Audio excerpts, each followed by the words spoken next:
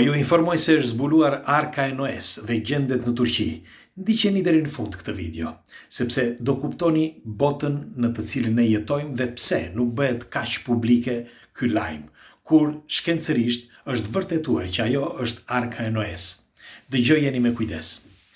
Në vitin 2006, kush është rastisht, le t'i bëj like faqes që jemi sërish, nëse nuk e ka bërë enda, ju faleminderit që jemi prerë bashkë. Dhe ju faleminderit gjithë juve që lini tërë ato komente, çdo video. Faleminderit sinqerisht. Në vitin 2006 është zbuluar diçka në 2006, sepse një bari dhënsh shkoi teksa shkonte në malin Ararat, pra malin pranë Ankaras, sipër në mal që është rreth 5000 metra lartësi, sipër në mal në lartësi rreth 4000 metra e ca, 4000 metra e gjysmë, ai gjeti një copë dru. Por druri ishte i gjatë dhe ishte i fundosur në dhe. Por nuk ishte një dru i zakonshëm, ishte një dru i përpunuar. Dhe kjo e çuditi bariun. Dhe filloi që të kontrollonte. Teksa vazhdonte, shikonte që ishte një dru shumë i madh. Dhe ishte në tokë, por ishte skiç, nuk ishte shtrirë. Dhe kjo i bëri përshtypje. Filloi që të kërkonte dhe të kuptonte se çfarë ishte. Nuk kuptoi asgjë. Por megjithatë u kthye ditën tjetër së bashku me familjen e tij, sepse donte të mirte këto drut. Ti përdorte për të djegur. Meqense ishin drut thata dhe të shumë kohe të lashtë, sepse ato që janë të thata dhe kanë një që i kanë ngrënë pak mola, janë më të mira, kështu më të ngrohta. Dhe si përfundim, ai vuri re që ishte diçka e pazakontë. Pra ajo shtres druri. Dhe lajmëroi disa miqtë të tij. Miqt lajmëruan të tjerë e kështu me radhë, derisa shkuan disa ekspertë. Pasi e kontrolluan, hapën dhe kuptuan që ishte një sasi drush njëri pas tjetrit të vëna, pra skiç. Dhe kishte diçka, u duk fillimisht sikur të ishte një ndërtesë e vjetër, shumë e vjetër vjeçare, dhe menduan që mund të ishte një vend arkeologjik. Kur shkuan pastaj që pastruan totalisht, vurën re që ishte një mbetje e një anijeje. Kaloi kohë, sepse filluan që të gërmonin, filluan që të kërkonin dhe kaloi kohë. Duhesh një kohë e gjatë dhe duheshin ekspertë. Dhe çfarë bën? Morën disa ekspertë, përveç se dhe italian, gjerman, anglez, por mes tyre edhe disa kinez. Kinezë sepse kushtojnë më pak dhe punojnë më shumë. Dhe, po, është e vërtet kjo. Dhe pas gjithë këtyre viteve, sepse kaloi një kohë gjatë, në vitin 2023 e konfirmuan shkencërisht që mbetjet e asaj anije, pra që gjendet në malin Ararat, është anija që flitet në për tekstet antike. Pra anija e Noes, ose Nuiut, ose e të mbijetuarit të përmbytjes së madhe universale. Është konfirmuar tani, publikisht, shumë studiues e din, por pyetja ime është, pse nuk bëhet shumë publike? Duhet të shpërthenin të gjitha kanalet televizive, të gjitha gazetat dhe të flisnin vetëm për këtë. Që në vitin 2023 janë bërë 2-3 artikuj të vegjël kështu dhe kaq. E dini pse? Tani po ja u them. Shikoni, jeta e njeriut është, le të themi, si ajo puna e një gracke. Pra shkon deri diku dhe pastaj fillon edhe rënohet për të filluar prapë nga e para. Dhe me sa duket e ka detyruar vetë historinë njeriu që të bëj pikërisht këtë kurbën e madhe dhe të kthehet sërish atje. Çdo të thotë kjo. Njeriu ka bërë disa ligje të çuditshme që e rikthejnë edhe një herë atje ku ishte. Pra në ignorancë. Sepse, për shembull, kush nuk e ka kuptuar, me pak fjalë nuk mund ta ndryshojnë dot historinë. Dhe çfarë bëjnë? Nuk flasin. Po është turpi i madh. Është turpi më i madh. Për disa arsye, sepse e bëjnë jo vetëm që nuk ndryshojnë dot historinë, sepse duhet ndryshuar gjithë tekstet, kanë me miliona njerëz, miliarde njerëz që janë profesor, inxhinier, etj, dhe janë bazuar pikërisht në atë histori dhe kanë frikë që ta ndryshojnë atë histori. Pra që të ndryshojnë tekstet shkollore.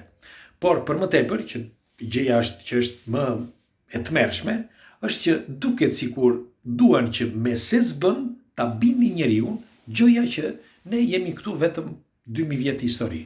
Pra njeriu nuk ka një histori më përpara, lindi nga majmuni, me fjalë nga një degë majmunit dhe erdhi deri këtu.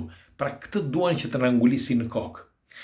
Tani, pse po e them këtë? Sepse mbetjet që kanë gjetur të arkës së Noes janë 4800 vjeçare, sepse duhet të dini që me anë të disa testeve, sot është e mundur që ti të zbulosh se sa i vjetër është një dru. Dhe është 4800 vjetë. Atëherë do të thotë kjo më bën të mendoj që ose kanë gabuar ata, ose ka diçka që nuk shkon në histori, sepse historia na është mësuar që 6000 vite më parë ishte Hammurabi që krijoi legjislacionin e parë dhe pastaj me ngalimin e kohës u krijua gjithë ajo që u krijua. Mirë po, pra historia e njeriut. Mirë po, ka një diçka. Tregohet që përmbajtja e madhe universale mund të ketë ndodhur rreth 7000 deri në 8000 vite më përpara. Bile dikush mendon dhe 13000 vite më parë, sepse një në 12000 vite tregohet që ka një cikël të madh zodiaku dhe në këtë cikël arrin momenti i dur për përmbysjen e madhe. Pra është një fakt, jo vetëm njerëzor, por edhe natyror. Në fakt, do t'i them dhe diçka tjetër. Në Siri gjendet një legjend shumë e vjetër. Një legjend ku thotë që kur të gjendet arka që ka shpëtuar njeriun, pra arka e Noes, atëherë do t'jetë fillimi i ciklit.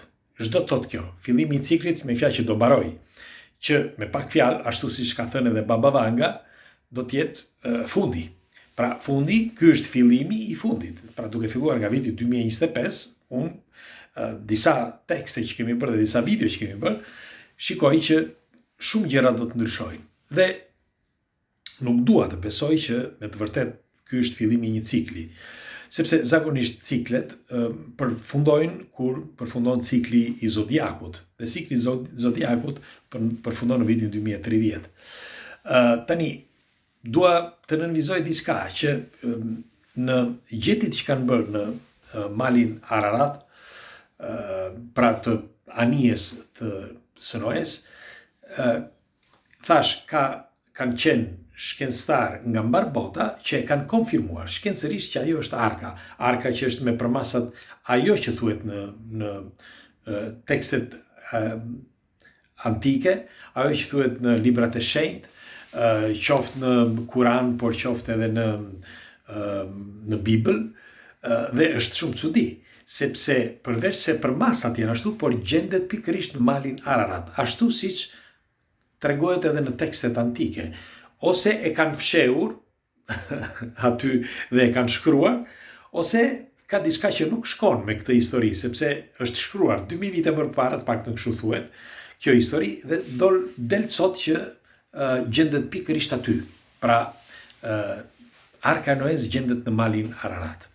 Tani, ideja e kësaj videoje është që pse nuk flitet shumë për këtë gjë, për çfarë arsye? Do të dëshiroj një mendimin tuaj.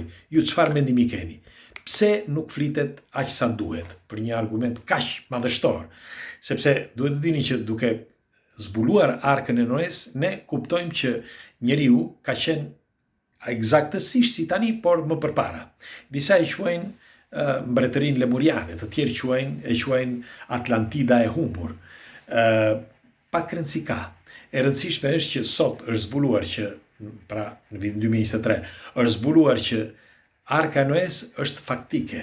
Dhe atëre edhe Noe ka qenë faktike, pa një njeri i zakonshëm që pati një vëgim nga kush e di nga kush. Pra në qoftë se arka është e vërtet dhe Noe është i vërtet, atëre i bie që edhe ka një perëndi, një zot atje, që me të vërtet gjen mënyrën se si mund të shpëtoj njerëzit nga katastrofat e mëdha. Dhe pikërisht për këtë unë do të dëshiroja një komentin tuaj, sepse ky është, unë mendoj që një nga argumentet më të rëndësishme që i jep fund të gjitha atyre pallavrave që na thonë për historinë e njeriut, që ky është vetëm një, por që ka shumë boshllëqe atjetej dhe është turp që të insistohet ende sot me teori shumë banale të konsumuara prej vitesh dhe i kalojnë sikur dhe njerëz përveç se i kalojnë sikur të jenë ligje, por njerëzit duhet i mësojnë se s'bën, se ndryshe nuk kalojnë mësimet, nuk kalojnë detyrat, nuk marrin një punë etj etj. Kështu që ndaj do dëshiroj një komentin tuaj. Natën e mirë, ju përqafoj, pres komentet tuaja që tu lexoj. Ju përqafoj. Natën.